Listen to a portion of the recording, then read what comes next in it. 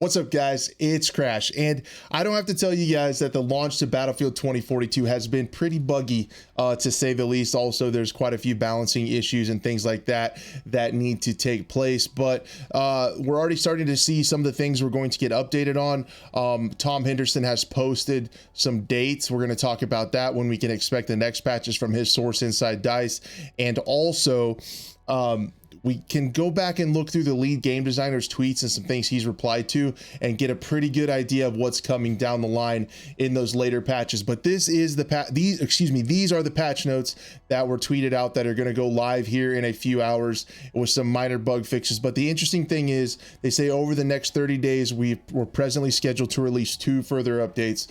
So this goes along with what Tom says and kind of corroborates his timeline. So we're going to take a look at that and then what he has to say. But as far as this update is concerned, they're implementing server-side upgrades, which is essentially, helping with the rubber banding and things like that. Let's hope we get a lot smoother performance, hit reg-wise and things like that.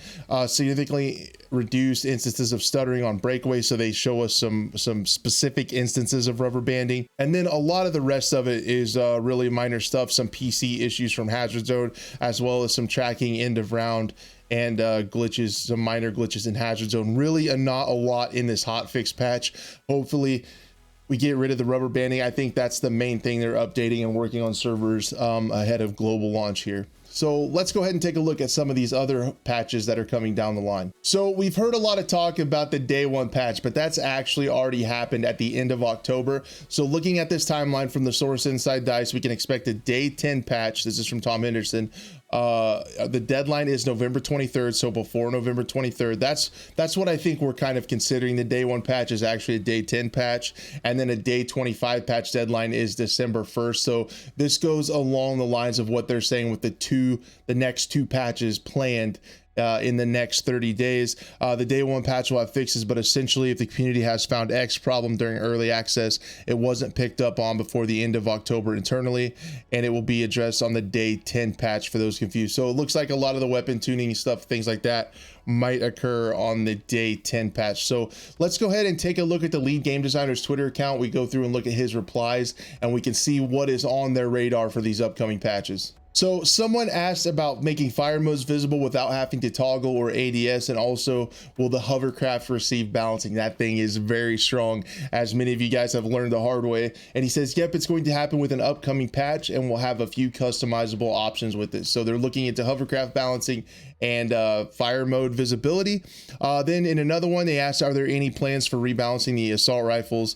The PP is better than everything. Also, the spread is outdated mechanic. Yes, we are looking at those things. And then someone also asked, right along those same lines, asked about the weapon bloom and things like that. I know that's a big sticking point for me, and a lot of people that I play with are having a lot of trouble with the weapon bloom.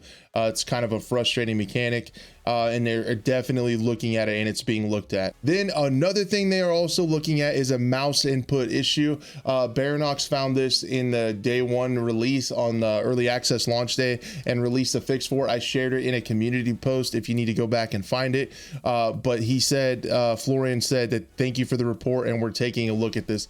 Essentially what was happening was some of the controller settings were actually having effect on mouse input, and those need to be set a certain way to not affect your mouse input. So guys, those are the main things that I found in a nutshell. Hopefully in this 10-day patch, we're going to receive stuff like vehicle weapon balancing, reducing some of that weapon spread and random weapon bloom, and some of the balancing changes and things like that in that one. And then the 23rd is supposed to be, or excuse me, the 25-day patch is supposed to be a feature update. It says content update, but what they mean by that is like features. So like hopefully stats on the scoreboard, different things like that that people are after, quality of life features that people want. So hopefully not soon after global launch, we get a balancing pass, and then a couple weeks after that, we actually get some features added that a lot of people want to see. I'm hoping we get VoIP, party chat, a little bit more informative scoreboard, maybe some UI improvements and things like that. But anyway, guys,